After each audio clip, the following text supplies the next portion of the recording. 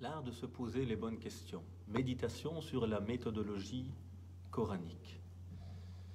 Bismillah ar-Rahman ar-Rahim, alhamdulillah, wassalatu wassalam ala rasulillah. Au nom de Dieu le clément, le miséricordieux, et que la paix et le salut soient sur notre noble prophète Mohammed ainsi que sa famille et l'ensemble de ceux qui ont suivi la voie de la miséricorde qu'il a tracée pour l'humanité.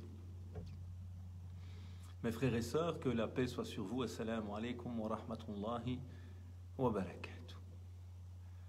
Nous nous retrouvons donc pour cette exhortation du vendredi, en demandant toujours à notre Seigneur qu'il puisse nous permettre le plus rapidement possible de nous retrouver dans ces maisons, dans ces demeures, après avoir éloigné de nous cette pandémie et préservé chacun et chacune d'entre nous, guéri nos malades et fait miséricorde à ceux et celles qui nous ont quittés. Alors la question que j'aimerais aborder aujourd'hui avec vous, comme vous l'avez entendu, c'est l'art de se poser les bonnes questions. Tout cela à travers une méditation sur la méthodologie coranique. Car le Coran est réellement la source des sources. C'est ainsi que nous t'avons révélé un esprit venu de nous. Le Coran. Le Coran est qualifié dans le Coran, par lui-même d'ailleurs, donc il explique qui il est, et il nous dit qu'il est Ruh, il est l'esprit, il est l'âme de ce message. Et un des grands soucis de la part de beaucoup de musulmans, c'est que depuis longtemps, le Coran est un livre que l'on lit pour avoir des hasanat, et pas un livre que l'on lit pour méditer et être guidé à la lumière de ses signes. Et donc, à cette importance de revenir vers le Coran et le Kérim dans toutes les questions qui se posent à nous. Alors, parfois, on me dit, ouais, mais telle question n'est pas abordée dans le Coran. C'est peut-être qu'on n'a pas assez médité sur le Coran. Et est-ce que même le silence du Coran ne parle pas? وَمَا كَانَ رَبُّكَ نَسِيًّا. Ton Seigneur n'a rien oublié. Il a détaillé tout ce qu'il vous a interdit. Il est venu clarifier toutes choses. Donc déjà le fait que le Coran par exemple ne cite pas une question, qui sont souvent des questions pratico-pratiques évidemment, c'est déjà un indice qui nous dit que cette question ne peut pas être centrale et fondamentale, sinon elle sera abordée par le Coran. Ensuite, le Coran ne répond pas à nos attentes en nous présentant quelque chose de prémâché. Il nous appelle à méditer, à revenir vers lui. C'est un livre qui nous fait grandir. Mais beaucoup sont habitués à voir des réponses prémâchées, du prêt-à-penser qui leur est donné. Non, le Coran nous dit « Méditez-moi. Offrez-vous à moi et je vous offrirai certains de mes secrets. » Alors, laissons nous arrêter un instant aujourd'hui sur la notion de la question et de la manière dont le Coran, justement, aborde les questionnements religieux ou aborde lui-même les thèmes religieux, afin de nous en inspirer et de chercher à se poser les bonnes questions pour grandir, pour évoluer dans notre foi. Car aujourd'hui, il y a énormément de questionnements. Il suffit d'ouvrir le net pour voir toutes ces questions et toutes ces vidéos qui sont dédiées à répondre à toutes les questions pratiques des gens. Alors si certes, évidemment, les gens ont besoin de réponses à leurs questions, ma réflexion en moi, c'est plutôt de se dire pourquoi il y a un tel foisonnement de questions. Alors on pourra me dire c'est parce que les gens s'intéressent à leur religion. Alhamdulillah, bien sûr, tant mieux que les gens se posent des questions sur leur foi. Par contre, ce qui m'interpelle, c'est pourquoi autant de questionnements sur des questions aussi basiques parfois? Est-ce que ce n'est pas justement dû au fait qu'on ne se pose pas les bonnes questions, qu'on n'a peut-être pas les principes qui sont clairs à l'esprit, et que cet abus de questions sur le net reflète plutôt un problème en termes de questionnement, en termes de maîtrise de l'esprit du message, des principes du message. Et donc j'aimerais que l'on revienne aujourd'hui à travers une méditation sur la méthodologie coranique lorsqu'elle aborde les questionnements des gens. À nouveau, ce n'est qu'une modeste introduction dans ce sujet qui demanderait une méditation beaucoup plus profonde, évidemment, mais l'idée, c'est de nous interpeller en tout cas sur cette question. En essayant donc de se poser les bonnes questions et de les poser aux bonnes personnes à la lumière de ce que le Coran nous enseigne. Premier élément que je vais aborder, c'est que d'abord le Coran nous parle du contre-exemple, de l'exemple à ne pas suivre. Car le Coran toujours nous cite l'exemple de ceux qui ont réussi dans le chemin de la guidance et ceux qui se sont éloignés, qui se sont égarés. Et donc il nous parle de modèles positifs dont on doit s'inspirer, mais également de modèles négatifs dont il faut tirer la leçon pour éviter de tomber dans la même erreur. Et dans Surat al-Baqarah, le chapitre 2 du Coran, Surat la Génisse, nous allons constater que le nom de cette sourate d'ailleurs vient d'un récit qui est rapporté du peuple de Moïse. Un événement se passe, un homme est assassiné et on vient trouver Moïse, on lui dit que faire? Nous voulons savoir qui est l'assassin. Et Dieu lui révèle, dis-leur, de sacrifier une vache et de faire couler le sang de cette vache sur le défunt. Celui-ci va retrouver la vie un instant pour désigner son coupable. Bref, ça c'est une question de miracle évidemment liée à Moïse, qui n'est pas liée ou que nous ne pouvons pas mettre en application. Par contre, que va-t-il se passer? Moïse va leur dire « Inna Allah ya'murukum an tazbahu baqara » Certes, Dieu vous ordonne de sacrifier une vache. Et c'est très simple. Baqara, mutlaqan, dans l'absolu, une vache, quelle qu'elle soit. Malheureusement, ces gens sont des gens qui ne sont pas dans une pratique de la religion saine. On est toujours en train de chercher la petite bête. Comme ces gens aujourd'hui qui vont faire leur course au supermarché avec des listes, les E300, les E machin, et on commence à scruter dans tout au point où on se rend la vie impossible. Qu'est-ce qu'ils vont dire? Alors qu'on leur dit simplement sacrifier une vache. Qu'est-ce qu'ils vont commencer à se poser comme question? Dis, ils vont dire donc, demande à ton Seigneur qu'il nous dise comment elle est.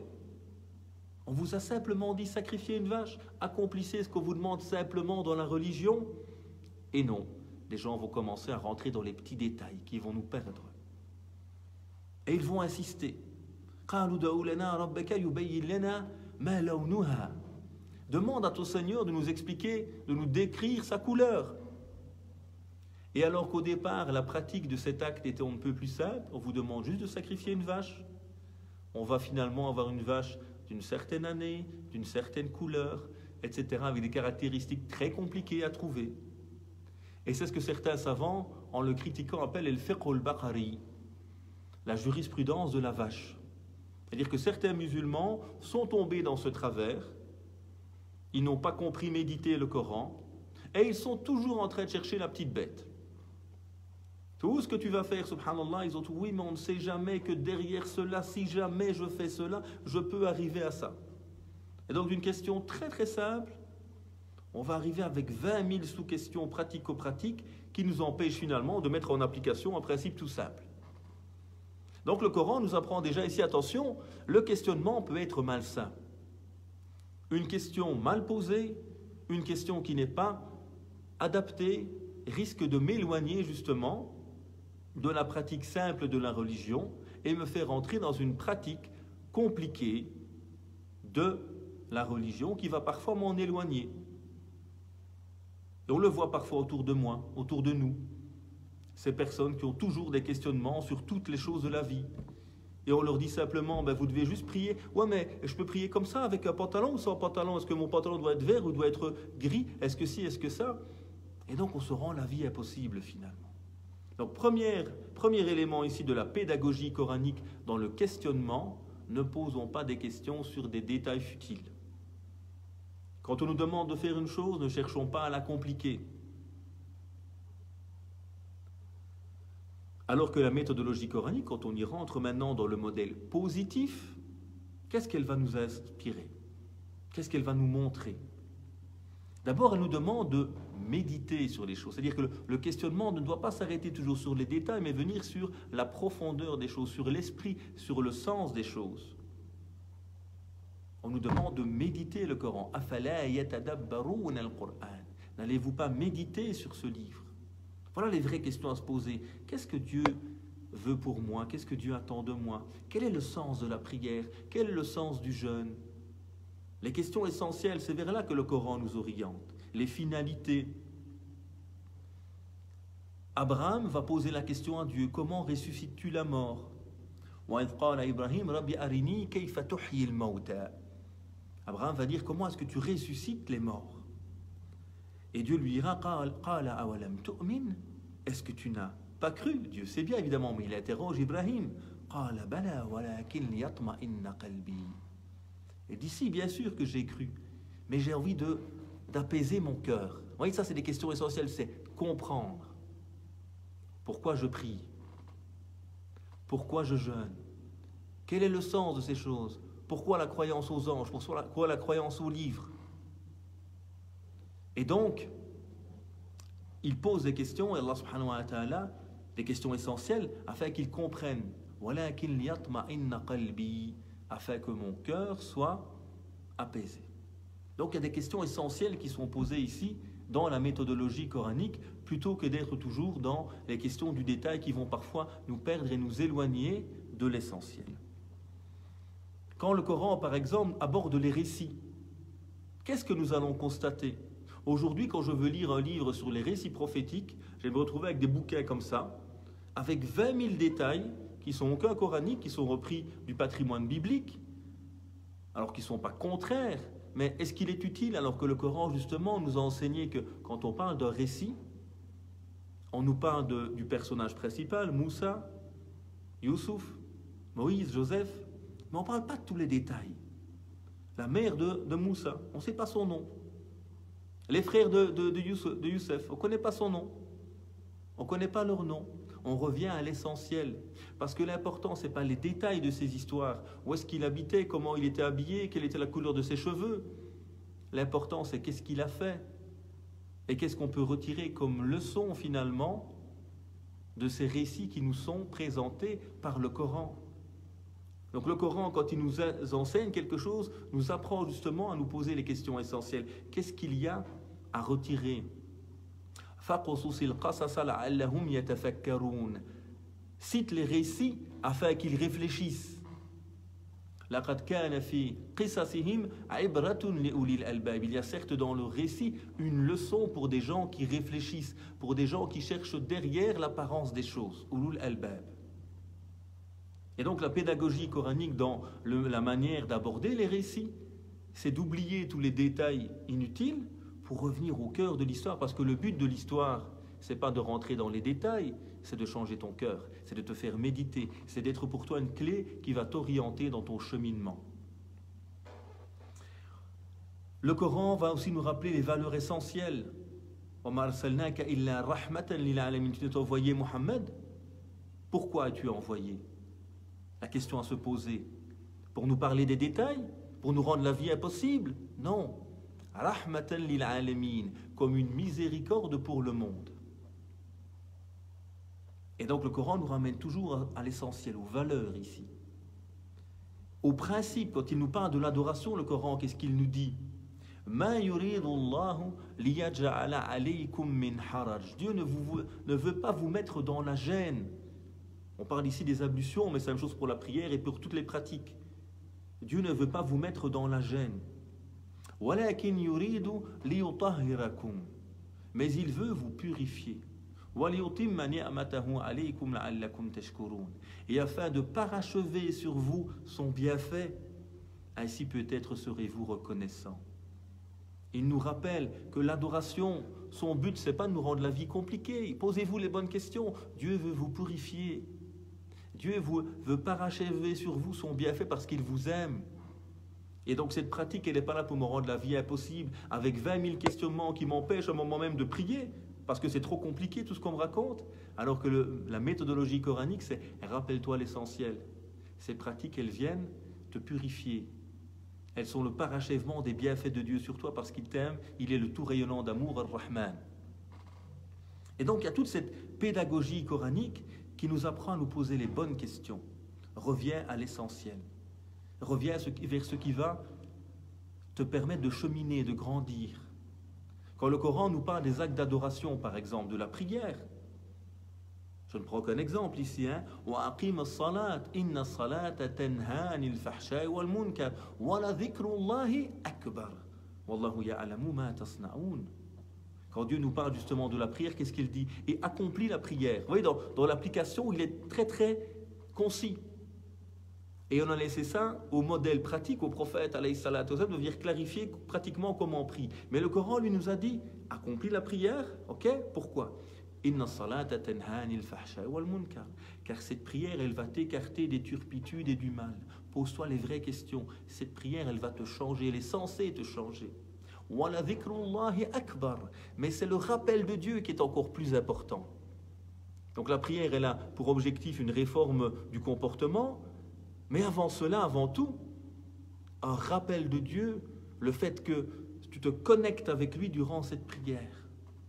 Wallahu ya'lamu ma tasna'un, et Dieu sait certes ce que vous faites. Nous rappelons ce regard de Dieu posé sur nos cœurs au moment où nous tournons vers lui.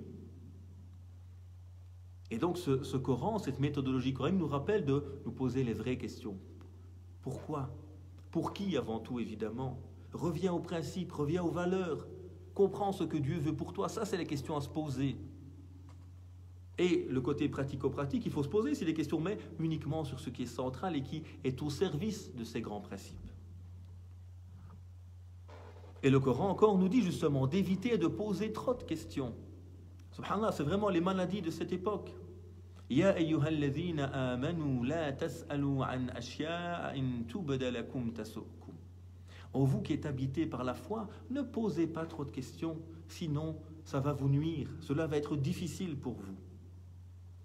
وَإِن تَسْأَلُوا عَنْهَا حِينَ يُنَزَّلُ الْقُرْآنُ تُبْدَ لَكُمْ عَفَا اللَّهُ عَنْهَا وَاللَّهُ غَفُورٌ حَلِيمٌ.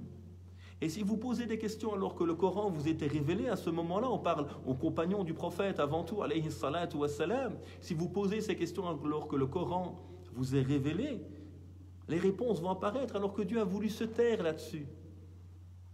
Il a été pardonneur, il a été clément, il n'a pas voulu aborder ces questions avec vous. Parce que Dieu, il est comment? Il est pardonneur, il est doux, il veut votre bien.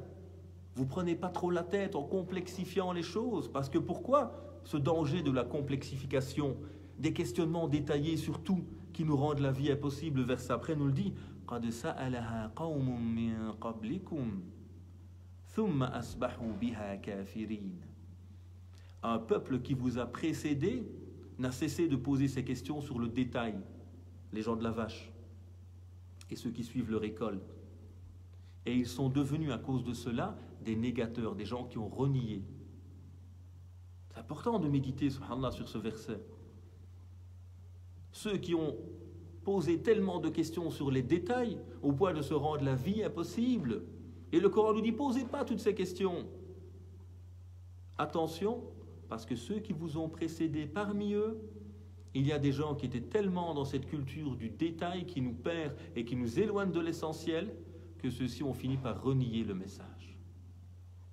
Parce qu'il est devenu impraticable. Et combien de gens autour de nous, parmi nos enfants parfois, parmi nos frères et nos sœurs, que ce soit dans la foi ou dans l'humanité, mais c'est quoi cette religion? On parle que des détails, de la pilosité, de la barbe, de je sais plus quoi. Il n'y a pas autre chose à dire. Il n'y a pas d'autres questions à se poser. Et donc à un moment, on est parfois en train de faire fuir des gens avec cette lecture très caricaturale de l'islam. Il y a besoin de revenir vers cette pédagogie, cette méthodologie coranique du questionnement. Alors le Coran aussi nous rappelle qui interroger finalement, à qui poser des questions. Aux gens du savoir, fas'alu ahla dhikri in kuntum la ta'lamun, demandez aux gens du rappel si vous ne savez pas. Et donc la pédagogie coranique, c'est également nous rappeler, si tu dois poser les bonnes questions, les questions sur le sens, sur les finalités, sur l'essentiel, sache aussi à qui poser les questions. À quelqu'un qui est compétent, aux gens du rappel, afin qu'ils puissent t'aider justement à comprendre les questions, à revenir à l'essentiel. Et le Coran, d'ailleurs, quand il nous parle du prophète, alayhi salatu wassalam, il nous parle de quelqu'un de particulier. Yatlu alayhim ayati, il vient réciter les versets, mais il ne fait pas que cela. Wa yuzakkihim, il vient purifier les gens. Wa yuallimuhumul kitab wal hikma, et il vient leur enseigner le livre et la sagesse dans son application. Ça, c'est l'éducateur. Et moi, je vous invite à plutôt chercher des gens qui vous éduquent, des gens qui vous font grandir. Parce que la culture de la question sur les détails, c'est une culture aussi de la paresse intellectuelle, ce que le Coran ne veut pas. Le Coran veut des gens qui méditent, le Coran veut des gens qui cherchent, le Coran veut des gens qui voyagent, le Coran veut des gens qui s'interrogent, parce que c'est comme ça que vous allez grandir. C'est comme ça que vous serez meilleur et plus proche de Dieu. Et quand on est dans la culture de la paresse intellectuelle, j'ai une question, Google, tac, tac, je veux la réponse. Et malheureusement, cette culture est très présente, notamment sur le net, mais pas que sur le net, évidemment. Il n'est que le reflet de ce que nous vivons souvent autour de nous. Revenons à l'essentiel, et donc cherchons plutôt des gens qui nous répondent en nous éduquant, en nous faisant grandir, plutôt que des gens qui ne sont que sur le détail de la réponse. Et c'est parfois ce que je critique chez certains et certaines d'entre nous, parmi les prédicateurs ou les imams ou autres, c'est que sans s'en rendre compte peut-être, en répondant à toutes ces questions, sans revenir à l'essentiel, sans revenir à l'éducation, sans donner aux gens des principes, ben on les garde toujours tributaires de nous, on les garde toujours tributaires de ces réponses détaillées, alors que si on leur expliquait le principe, ils pourraient très facilement avoir des réponses à plein de leurs questionnements. Maintenant, nous aurons à nouveau l'islam que l'on mérite.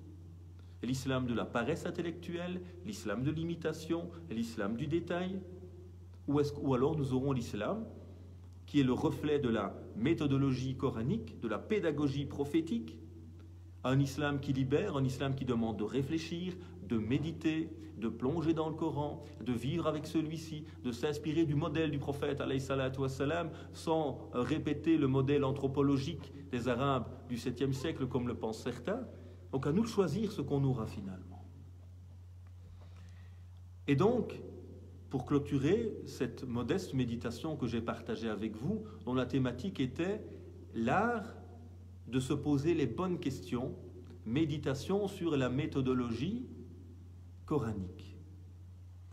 Tout d'abord, nous avons rappelé l'importance de rentrer dans le monde du Coran et de ne pas être seulement dans une lecture ta'aboudiya, c'est-à-dire cultuelle, où je lis juste pour avoir des hasanets comme les enfants. Non, une lecture méditative, où je rentre dans le Coran. Je prends quelques versets, je reste avec le Fatiha pendant une semaine, un mois, et j'essaye de méditer sur chacun de ces versets, afin de grandir petit à petit avec cette merveilleuse sourate qui est Ummul Qur'an, la mère, la matrice du Coran. Donc méditer sur le Coran et donc méditer aussi sur la méthodologie. Comment le Coran nous enseigne quand on prend le temps d'ouvrir notre cœur à celui-ci. Notamment, un simple exemple que j'ai pris aujourd'hui, très modestement, de la méthodologie dans le questionnement. Et donc cette méthodologie coranique, c'est quoi en quelques mots? C'est attention à ceux qui tombent toujours dans le questionnement du détail qui nous perd. La chose est simple à pratiquer. Non, moi j'aime prendre la tête et poser 20 000 questions qui vont faire qu'à la fin ça devient impraticable. Ça c'est le fiqh al-Baqari, c'est la jurisprudence de la vache, comme le rappelle le Coran dans sourate la Génisse justement. Attention à cette erreur. Deuxièmement, l'importance évidemment pour nous d'avoir cette méthodologie coranique qui nous rappelle toujours l'essentiel dans les récits, dans le culte, qui nous rappelle les principes et les valeurs, qui nous pousse à nous questionner sur le sens de la vie. Et donc ces questionnements essentiels. Et puis troisième élément qu'on a mentionné, le Coran nous apprend aussi à poser des questions aux bonnes personnes. Hal yastawi alladhina la ya'lamuna walladhina ya'lamun? Hal yastawi alladhina ya'lamuna walladhina la ya'lamun? Pardon, j'ai inversé le verset. Est-ce qu'ils sont comparables, ceux qui savent et ceux qui ne savent pas? Comment le Coran nous apprend à interroger des gens qui ont du savoir, qui ont de la connaissance. Et si on revenait vers des gens qui ont des vraies formations, on verrait qu'on aurait beaucoup moins de problèmes dans notre religion. Mais aujourd'hui, on écoute là, les TikTokers, j'ai appris ça récemment, les TikTokers, on nous envoie des vidéos TikTok et avec n'importe quoi, et les gens m'envoient ça, me disent, voilà, j'ai vu ça, est-ce que c'est vrai? Ya Ikhwan, à un moment, il faut qu'on ait quand même un petit peu d'esprit critique et qu'on revienne aux bonnes questions. Est-ce que cette personne est compétente? Est-ce que cette personne parle à mon cœur? Est-ce que cette personne parle à ma raison? Est-ce que j'ai moi-même fait l'effort de rentrer dans le Coran? Bon, voilà, c'est quelques éléments que je voulais modestement partager avec vous aujourd'hui. Alors, on va passer à vos questions dès la fin des invocations, Inch'Allah Ta'ala. Puis Dieu exalté soit-il, lui qui nous a révélé le Coran pour orienter nos cœurs en tant que miséricorde pour les croyants, en tant que guérison des cœurs, en tant que guidance, en tant que lumière, en tant que distinction, Al-Furqan. Puisse-t-il faire du Coran le printemps de nos cœurs, puisse-t-il nous orienter à travers celui-ci, puisse-t-il nous permettre de nous inspirer de la méthodologie du prophète alayhi salatu wassalam, afin de nous éduquer à la lumière de son comportement, lui qui était d'un comportement éminent comme le rappelle le Coran, lui qui est un modèle pour nous comme le rappelle le Coran. Oh mon Dieu, accorde-nous ton amour et l'amour de ceux que tu aimes et les voies qui nous mènent à ton amour. Oh mon Dieu, toi qui fais tourner les cœurs, affermis nos cœurs sur ta foi. Oh mon Dieu, purifie-nous, pardonne-nous, tu es le meilleur des purificateurs. Oh mon Dieu, rapproche-nous de toi, donne-nous la clairvoyance.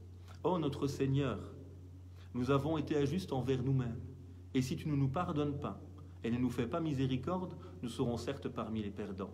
Oh notre Seigneur, accorde-nous en nos épouses et notre descendance la joie des yeux, et fais de nous des guides pour les pieux. Oh notre Seigneur, accorde-nous une belle part ici-bas et une belle part dans l'au-delà, et préserve-nous du châtiment. Oh notre Seigneur, guéris les malades, éloigne de nous tout mal, guide notre jeunesse, permets-nous d'être de bons éducateurs, fais miséricorde à nos parents, à ceux qui nous ont enseignés, à tous ceux qui nous ont quittés. Et la louange est à toi, Seigneur de l'univers. Subhana rabbika, rabbil izzati amma yasifoun, wa salamun ala al-mursalin, walhamdulillahi rabbil alamin. Donc voilà, on va passer, Inch'Allah Ta'ala, aux questions, s'il y en a. Et on va essayer modestement d'y répondre, évidemment, à la lumière des maigres connaissances que nous possédons.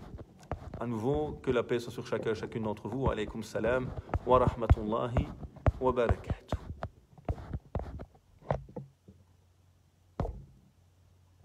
Amin à vos invocations. Ibrahim a demandé à Dieu de lui montrer comment il ressuscitait les morts. Quelle a été la réponse de Dieu? Donc on a cité la réponse de Dieu. Est-ce que tu ne crois pas? Il lui dit si, je crois. Mais je veux affermir mon cœur. Donc il pose des questions à Dieu pour comprendre le fond des choses. Puis Dieu va lui dire de prendre un oiseau, de le couper en petits morceaux, etc., de partager les restes de l'oiseau, et puis Dieu va redonner vie à celui-ci. Mais tout ce qui m'intéresse, moi, c'est surtout le questionnement d'Ibrahim. Revenir vers l'essentiel. Dieu, montre-moi les questions fondamentales. Montre-moi la résurrection. Explique-moi ces éléments essentiels de la croyance. Donc c'est vers là surtout que moi je voulais aller à travers cet exemple que j'ai cité. Lorsqu'on nous demande d'apprendre la religion, qu'est-ce que cela veut dire exactement? Car je n'arrive pas à comprendre le sens. Alors il est demandé à chacun et chacune de réfléchir sur le sens de la vie. La religion en islam, c'est la vie finalement. Et cette vie, elle comprend le côté matériel de celle-ci, le côté spirituel, intellectuel, l'aspect individuel et collectif, familial. Et donc l'islam nous appelle à être des êtres qui cherchons le fond des choses, des êtres doués d'intelligence, qui méditons. Et on se doit d'apprendre notamment comment purifier nos âmes, comment être utile dans ce monde à travers notamment la perspective religieuse. Donc on nous appelle à connaître Dieu, le sens de la vie, les grands questionnements justement, d'où je viens, un Seigneur qui m'a créé, un Dieu agissant, bon et miséricordieux. Qu'est-ce que je fais sur terre? L'islam nous apprend à travers les messagers la vocation de l'être humain, des gens qui sont au service de l'humanité, qui cherchent à réformer celle-ci, à purifier, au service des plus faibles, etc. Et puis, quel est mon devenir? Vers où je vais? Et on nous parle de l'au-delà, que nous serons jugés, que nous aurons des comptes à rendre et que nous avons la félicité éternelle pour ceux qui ont réussi dans l'au-delà et le retour vers Dieu à ce moment-là. La religion, c'est connaître tout un ensemble de principes, les piliers de la foi, les piliers de la pratique, ma prière, mon aumône, mon jeûne, mon pèlerinage, le dhikr, le rappel de Dieu, le Coran évidemment, tous ces éléments qui nourrissent mon cœur et me permettent de me libérer pour mieux vivre ici-bas. C'est connaître les grandes valeurs que le Coran nous rappelle également, la miséricorde, la justice, la bienfaisance, etc. Ça, c'est connaître la religion finalement, c'est comprendre et méditer sur les éléments essentiels de notre foi qui nous permettent de cheminer, et puis par après, quand on a fait tout ça, venir peut-être à des sujets plus complexes pour ceux qui le souhaitent.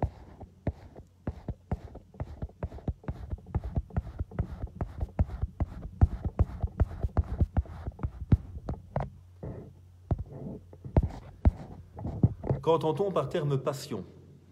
Je suis autiste et j'utilise souvent ce terme car il est plus connu que les intérêts restreints ou spécifiques. Chez les autistes, c'est vital de s'adonner à nos centres d'intérêt pour plein de raisons. Diminuer l'anxiété, le stress, réguler les émotions. Du coup, je me demande si le sens est le même. Par exemple, j'étudie beaucoup et ça me fait du bien et j'en ai besoin. Je ne vois pas le mal qu'il y a à faire des choses qui me font vivre. On peut passer beaucoup de temps dessus, c'est vrai, mais si je ne le fais pas, je le paie cher. Il faut une mesure, j'imagine. Pas évident à évaluer. Je me pose donc beaucoup de questions sur la religion, mais ce que j'apprends nourrit ma foi, pas le contraire. Il faut savoir faire la part des choses, ceci dit, c'est certain. Alors je pense que vous avez très très bien répondu vous-même finalement déjà à votre question. La passion, c'est plutôt ce qui est malsain et qui va s'éloigner de l'équilibre. Elle est atidale. La norme justement de l'islam, c'est toujours le juste milieu. J'ai besoin de posséder pour être heureux. Mais si je me fais posséder par les choses, là, finalement, ça devient passionnel, ça devient une déviation de l'équilibre et ce n'est plus sain ni nourrissant. J'ai besoin d'apprendre, j'ai besoin de connaître, évidemment. Mais si je ne fais que qu'apprendre sans jamais pratiquer, j'ai oublié l'utilité même du savoir. Donc il y a tout un équilibre à avoir, évidemment, dans ce cheminement, dans cette manière d'évoluer. Maintenant, votre question aussi, elle est importante parce que dans le cheminement, on a les bases, les fondamentaux, les devoirs. C'est mes 5 piliers de l'islam. Ça, je dois les faire. Mais à côté de cela, il y a tout le domaine justement de ce qui est surérogatoire que je peux faire ou ne pas faire. Et dans ce cadre-là, c'est surtout la question du cœur et du ressenti qui est important. Moi, ça me fait du bien d'étudier, ça me développe, ça me rend heureux. Ben, alhamdoulilah, c'est une très bonne chose d'étudier, il n'y a pas de mal à cela. Moi, c'est l'humanitaire qui me permet vraiment de développer mon côté humain. Alhamdoulilah. Tant que le cadre minimum est là pour tout le monde, le reste, ben, c'est du ressenti. On doit chercher à appliquer ce qui nous fait du bien, ce qui nous permet de grandir dans notre cheminement et de nous sentir bien spirituellement et humainement. Que Dieu vous récompense. Barakallahu fikoum. Amin à vos invocations. Alors, une autre question ici. Non, c'est une doua. Comment inciter nos enfants et nos ados à lire régulièrement le Coran et à y réfléchir, à le méditer, à le mettre en pratique? Alors déjà, la première chose, ce serait peut-être depuis tout petit d'initier nos enfants à la lecture. Et ça, c'est déjà un grand défi. Et qui marche très très bien, je vous le garantis, quand on s'y prend très tôt. Mais quand on a laissé nos enfants éloignés de la lecture pendant des années, et puis on attend qu'ils lisent, je ne pense pas qu'ils vont le faire facilement. Donc déjà, avoir nous-mêmes une culture de la lecture. Et ça commence par moi en tant que parent. Lire le Coran moi-même, lire des ouvrages, acheter des livres à mon enfant depuis tout petit. Et donc je vais lui enseigner déjà une culture de la lecture, du savoir. Deuxièmement, évidemment, il est clair que le Coran demande pas mal d'outils de méditation. Et que pour un plus jeune, c'est compliqué. Par contre, il y a les histoires du Coran. Et il y a des ouvrages qui existent, qui sont bien faits, avec des histoires du Coran pour les enfants. Donc moi, je peux entrer dans le Coran à travers les récits en abordant ceci avec mes enfants. Et plus ils grandissent, plus je vais essayer de les initier à la lecture du Coran. Faudrait-il d'abord m'initier moi-même, évidemment, en se rappelant que le Coran, par exemple, a été révélé petit passage par petit passage. Il y avait des séquences comme ça du Coran qui venaient, on les apprenait, on les méditait, on essayait de les appliquer. Donc on peut sélectionner dans le Coran et dire à nos enfants, venez, on va s'asseoir aujourd'hui, on va lire Surat al-Asr. Surat assez courte que tout le monde connaît en général, on va méditer sur son sens, la Surat 103. Et on va essayer d'en discuter avec eux, chaque mot. Pourquoi telle phrase avant celle-ci? Et on va petit à petit entrer avec eux dans le monde du Coran et de la réflexion. Et donc c'est tout un travail évidemment à faire. Et d'abord on devrait débuter par nous-mêmes, se réapproprier le Coran, se décomplexer. Le Coran il est là pour l'humanité tout entière, pas uniquement pour les arabophones, pas uniquement pour les théologiens, même si effectivement l'arabe reste un outil essentiel. Mais on peut très bien comprendre l'essence du Coran en français, en albanais, en anglais, puisque le Coran est universel comme l'est l'islam. Après une lecture évidemment on pourra aller plus loin avec l'arabe, on pourra... et surtout si on veut devenir arriver à une lecture technique, mais ça c'est l'apanage des théologiens finalement, pas de tout un chacun. Peut-on enseigner en école catholique de manière permanente, non pas en simple contractuel? La lecture de certaines sourates m'interroge sur la collaboration en école avec un projet tourné sur la Trinité. Alors, enseigner dans une école catholique de manière permanente, je ne vois pas du tout où est le souci personnellement. Même si avec nos amis chrétiens, on peut avoir des divergences parfois au niveau dogmatique. Moi, quand j'enseigne les mathématiques, la philo, le français ou autre, je ne suis pas en train d'enseigner le catéchisme. Et même les cours de religion, d'ailleurs, dans les écoles catholiques, en tout cas pour la Belgique, sont des cours aujourd'hui très ouverts, qui partent évidemment du référentiel spirituel chrétien, mais qui sont ouverts sur plein de valeurs humaines très intéressantes. Moi, personnellement, j'ai mis mon enfant, en tout cas en secondaire, dans une école catholique, parce que j'estime qu'il y a beaucoup de valeurs qui nous rassemblent, justement, entre croyants, la notion de Dieu, de l'au-delà, les grandes valeurs humaines, un certain respect, une ouverture sur la diversité, etc., qui peut exister sans doute plus que parfois dans un autre réseau, où finalement on veut faire des gens des clones plutôt que prendre en compte les spécificités historiques, culturelles et spirituelles de chacun. Donc il n'y a aucun souci, selon moi, par rapport à cette première question. Alors, donc à nouveau, si dans certains passages il y a des critiques sur certains dogmes, ça n'empêche pas le Coran de nous appeler à nous rapprocher des gens du livre, à utiliser des mots positifs comme gens du livre, justement. C'est-à-dire on se rapproche d'eux parce qu'on a tous reçu un livre révélé. Entraidez-vous les uns les autres à la piété, à la bienfaisance. Venez à une parole commune aux gens du livre, entre vous et nous. Donc à un moment, je peux ne pas être d'accord sur certains dogmes d'autres convictions, mais ça ne m'empêche pas d'en faire des partenaires au quotidien. Et justement, le Coran nous a rappelé qu'on peut épouser une chrétienne, un juif, qu'on peut manger leur viande, parce qu'il y a justement cette proximité beaucoup plus grande qu'avec d'autres courants qui ne partagent pas du tout cette filiation avec la révélation, avec la spiritualité, etc. Donc je n'y vois aucun souci que du contraire. Après, ça reste mon avis, évidemment, à ce niveau-là.